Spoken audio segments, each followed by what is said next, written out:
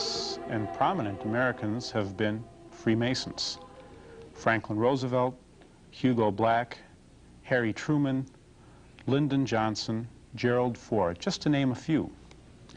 However, the Catholic Church has consistently condemned Freemasonry from 1738 until 1960.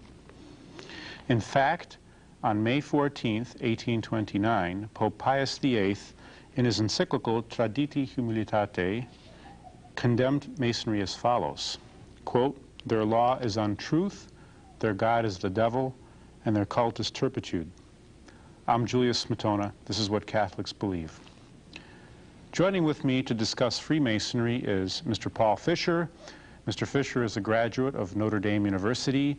He subsequently attended the School of Foreign Service at Georgetown University.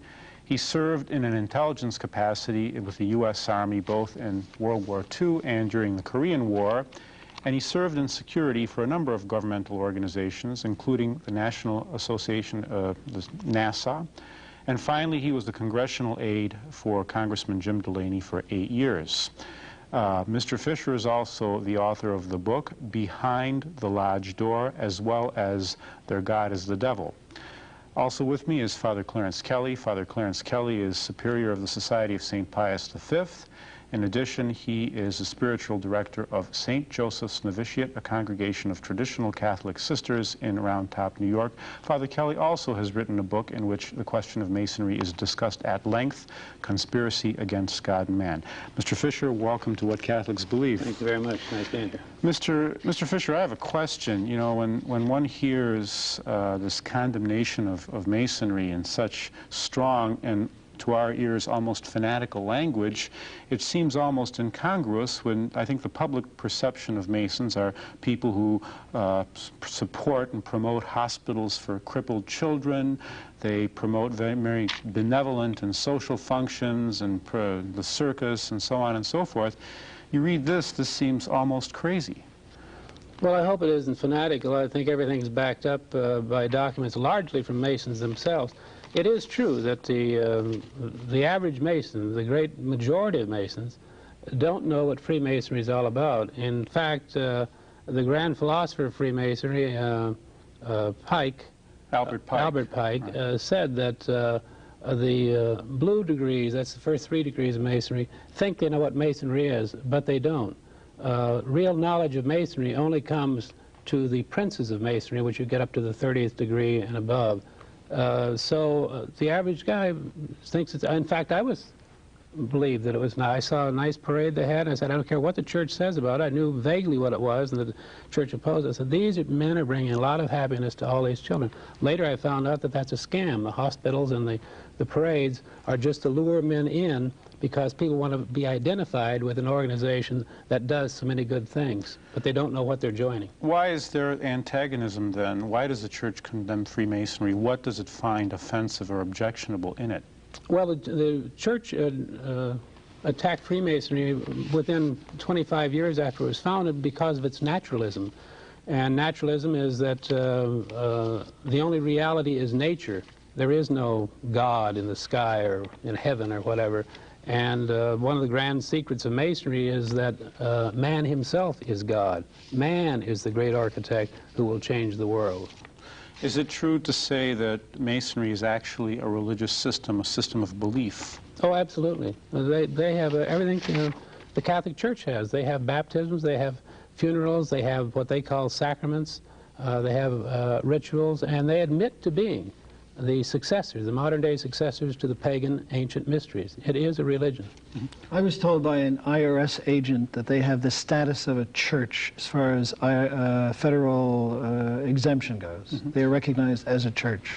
Father Kelly, my understanding is that if you look through the consistent papal encyclicals dealing with Freemasonry, there's 4 reasons why the church condemns them. The oaths they take, the secrecy, the religious indifferentism, meaning one religion is as good as the other. In fact, theirs might even be better. And then there's subversion against the church and state. What's wrong with the oaths they take, the Masons take? They take an oath of blind obedience so that they commit themselves to following the orders of their superiors. Now, again, as Mr. Fisher said, the overwhelming majority of Blue Lodge Masons are really not aware of what's going on, but if you get into the inner circles, they submit themselves heart and soul, at least that's the idea, to the commands of their superiors. And that type of blind obedience is potentially very dangerous. It could be a license for the commission of any crime. But Pope Leo XIII, who wrote a wonderful encyclical on Freemasonry, he put it into a very big context. He said that from the beginning of time, there's been a war between the forces of good and the forces of evil, between what St. Augustine called the city of God and the city of man. And that the leader, the ruler, the force behind the city of man is Satan, and the force behind the city of God, of course, is our Lord Jesus Christ, the Son of God and the Savior of the world. And he says in there that in our times, the forces of hell, the forces of Satan, have organized in a most extraordinary way, and that this is essentially the role of Freemasonry, to take up this grand cause against God and against his holy church, and to establish, in effect, a new world order which is based upon pure naturalism. Mr. Fisher, could you give me one concrete example of Masonic hostility to the Catholic Church?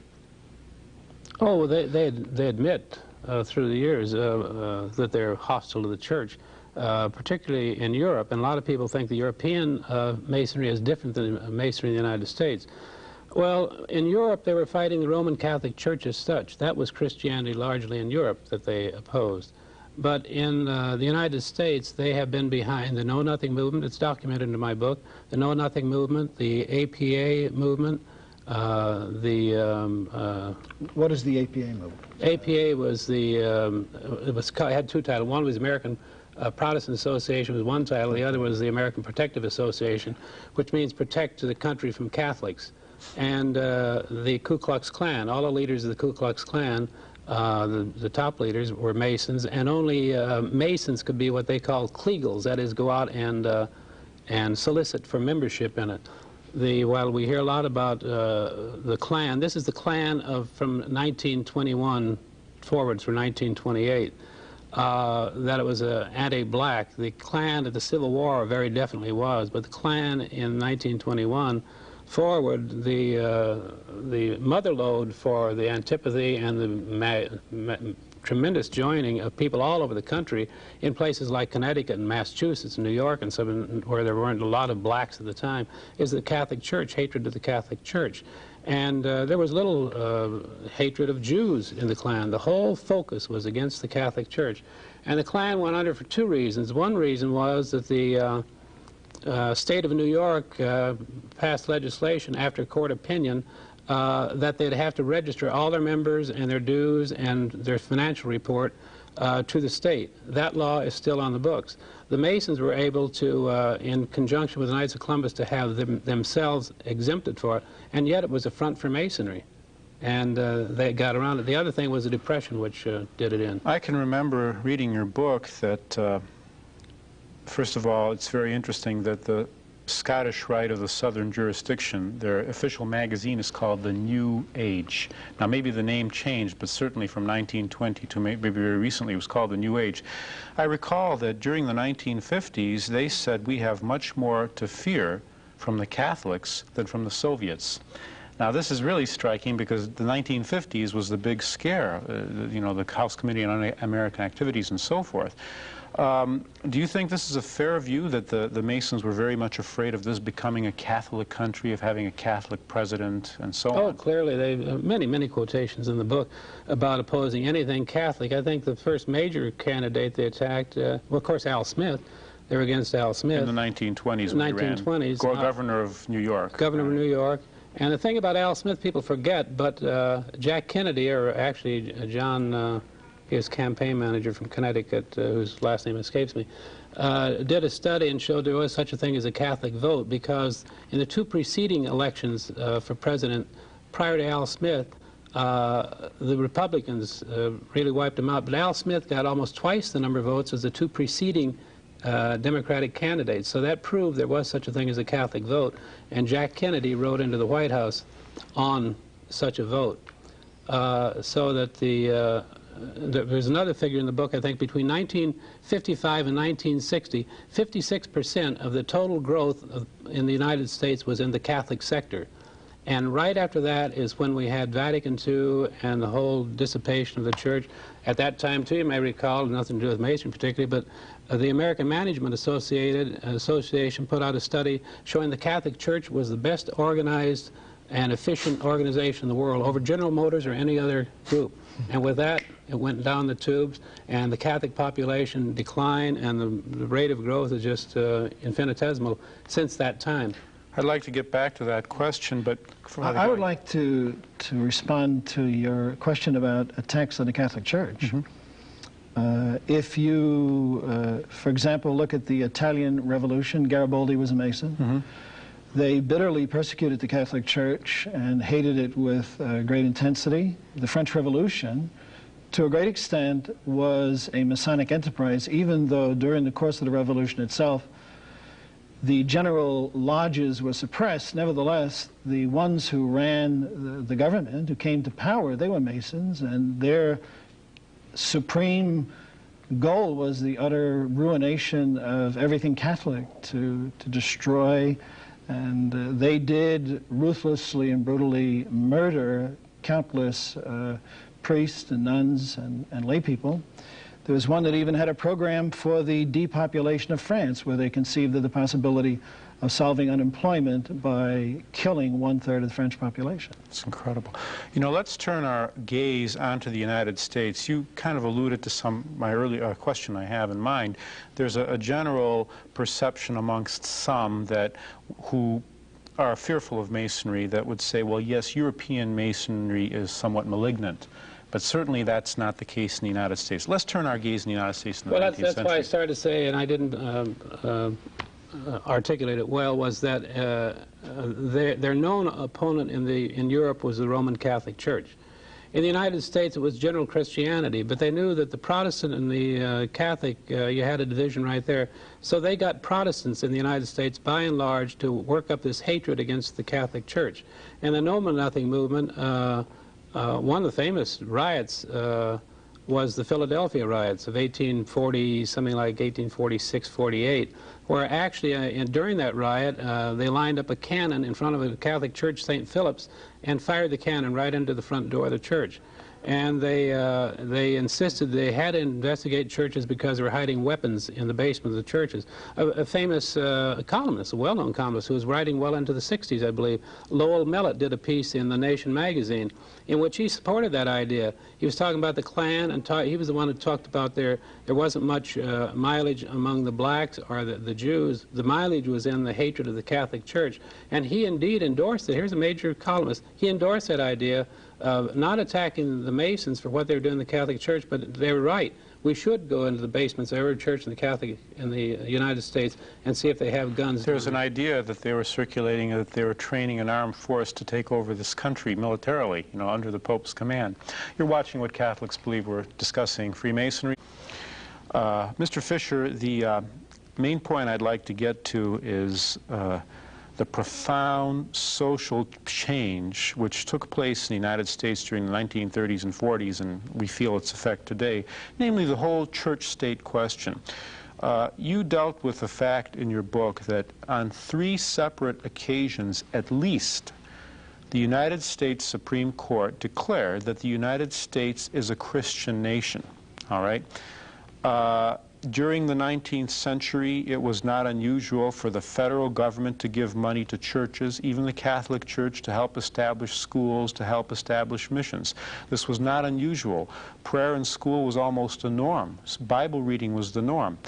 Then all of this changed. Perhaps you could just tell us a little about the religious spirit in this country in the 19th century, and then get us into the 1930s with Hugo Black and Franklin Roosevelt and the court-packing scheme. Well, the Christian religion in this country was accepted as being the established church.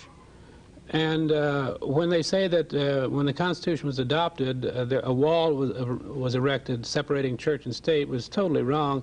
Immediately after the First Amendment was approved, one of the first acts they did was appointed chaplains to the Congress, the House and the Senate. James Madison, whom they give credit for writing the First Amendment, which he did not, was in the Congress. He was shown on the quorum calls as being present. He did not object to it. He later admitted he was present when this happened. But almost immediately afterward, there was three major acts passed by Congress to give funding to the Indians, to convert the heathen Indians, I think it was worded, to Christianity. There was another legislation which was prior to the Congress being established. It was the Continental Congress we're operating under. But in the new Congress, the Northwest Ordinance provided, funds shall be provided for schools to teach morality, because you just can't operate a government without having sound moral principles based on Christianity. And President proclamations about Thanksgiving have gone all through the history of our country. George Washington's farewell address said, we fool ourselves if we think we can have morality without religion. You had inaugural addresses of the presidents, almost without exception, with one exception would be Thomas Jefferson, mentioned Almighty God, or Jesus 3 times. Christianity was indicated by the presidents in their inaugural addresses as being the religion of the United States. Abraham Lincoln was the one, William Henry Harrison, John Adams, all mentioned, but all of them mentioned Almighty and so forth. So Christianity was generally pervaded the country, and certainly not the Catholic religion, but largely general Protestantism was effective. One of the famous jurists was Justice Story, appointed to the Supreme Court by Mr. Madison. And he clearly said that Christianity is what's intended to be protected by the First Amendment. So he had a whole range of history behind this being a Christian nation. Then in the 1940, the court became dominated by Freemasons in ratios of 8 to 1, 5 to 4 to 8 to 1, up through 1941 through 1971, a 30-year period when the Masons sat on the court. Why don't you explain to us their attitude toward education? I understand that they couldn't stand the idea of giving tuition credits to Catholics so they could attend parochial schools, and they wanted to make sure that public education, in their words, was non-sectarian and was devoid of any relationship to God or religion. Well, you see, up until pretty much the GI Bill of Rights following World War II, actually during 1944 it passed, education was a state matter. The federal government got into it with the GI Bill of Rights. And when the GI Bill of Rights was on the floor of the House, 85% of both the House and the Senate are lawyers. Not one raised the question about this being contrary to the Constitution. Indeed, Senator Morse, Wayne Morse of a western state, Oregon? Oregon, yes, right. He was dean of the law school of Oregon Law School. He did not raise a question. The specific question was asked on the House floor, well, supposing one of these returning veterans wants to attend a seminary, a religious seminary, was that covered by the legislation before us? He said, yes, as long as the seminary is legitimate, not a fly-by-night organization. So that legislation passed, and indeed returning veterans did go to seminaries, became priests and ministers and rabbis. The following year, other legislation came to the floor, and it was designed along the lines of the GI Bill. Now, state constitutions have prohibitions on giving any aid to parochial school, religious institutions. The GI Bill allowed for the Administrator of Veterans Affairs to override that and authorize it through the federal government so the money would go to them. So many kids went to Catholic schools and seminaries. The second legislation for elementary and secondary students originally came in for public school students only. Then 2 senators introduced a companion bill to include Catholic and other religious schools involved in it. This is what the Masons got upset about. They are for public education. Indeed, they helped found public education in the United States, but they didn't want any aid to go to Catholic schools. The legislation was somewhat in limbo. And Justice Black, a sitting justice, a Mason, on the court in 1945. Violently anti-Catholic, too. Oh, militant. And a Ku Klux Klan member, formerly. And was a Ku Klux Klan, not anti, he was a lifetime member, right. You're right. Man received a Pulitzer Prize for revealing that about Justice Black. Justice Black left the country, and when he came back, he didn't deny he'd been a Klansman or didn't say anything about the Klan. He immediately attacked the religious bigotry in the country who were trying to stir up religious animosity. And the reason I mention that is because as recently as last June, the court handed down an opinion in which they were concerned about religious animosity endangering the country should you give any aid to parochial schools. There is no record of religious animosity except for the Masonic-dominated Know-Nothing, Ku Klux Klan, APA movements. There has been clear animosity when you had open housing and things like that. The riots did indeed break out, but the court never concerned us. It's only this religious aspect, and what they're talking about is the Catholic school system because it's the largest, but any religious school system, because the only religion Masonry wants is their own religion. So that Justice Black sent a letter to Lister Hill, and Lister Hill was the senator who succeeded Black in Alabama when Black went to the Supreme Court, for which he was unqualified. But he sent this letter urging him to get in touch with the Masons because the Masons are opposing the bill. Well, the Masons were really not opposing the bill generally because they want public school to flourish. They were opposing that portion of the bill which would have also aided parochial schools, Catholic parochial schools, Jewish, Lutheran, whatever, religious parochial schools. That's what they strongly opposed. And so here's a sitting justice lobbying a senator.